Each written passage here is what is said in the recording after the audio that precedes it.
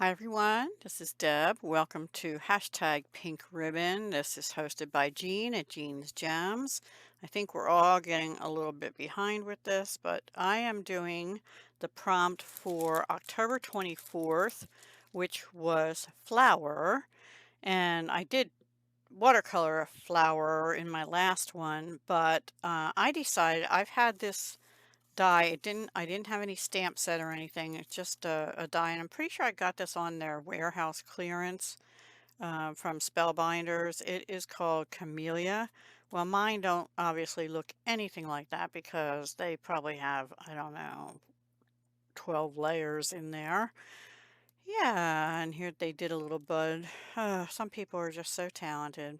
Anyway, I did die cut them, and I'm using, of course, this Kirby Teasdale. You're going to see this throughout this collab because, yeah, yeah, well, anyway, you can see where I die cut them, and I did, for the first two here, I only cut one layer each, and for this last one, I did cut two layers of each and two sets of leaves.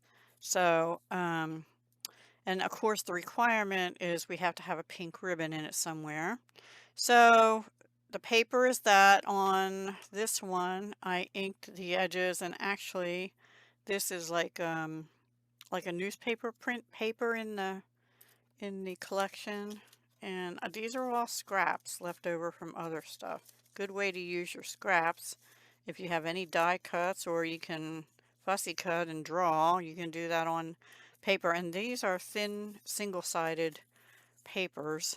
Anyway, I have this Tombow 723 pink, some kind of pink, um, pretty pink actually, and I colored the ends of this one and just went around the edges and a little bit on the top of those, and even the leaves are from this paper here. So that's what I did. And then of course the center thing is from this zigzag jewel border, but I'm detaching the little flowers and using them as my centers because they're pink. And for this one and this one, I use this embroidery floss or whatever you want to call it. And on this one, I use Stampin' Up! Bubble Bath sheer ribbon, 3/8 inch. And I did make like I tried to make the shape of the breast cancer awareness ribbon. It's kind of funky. And then what I did to hold the ribbon in on these two is I punched an extra 1-inch circle punch on the back and put it over them. So I actually have one underneath there. Then I used actually Dollar Tree, this stuff. It's Jot double-sided art tape, it's called. I don't know if they still carry that in that brand anyway. And this one is just, yeah, I did the same thing. I had like 3 strips of that. And this one I just looped around and didn't make an actual bow, but it's ribbon, right? Still has pink ribbony stuff showing. That one I'm hoping stays in. I don't know. So yeah, that's what I did. For flower, for it was day 15, October 24th.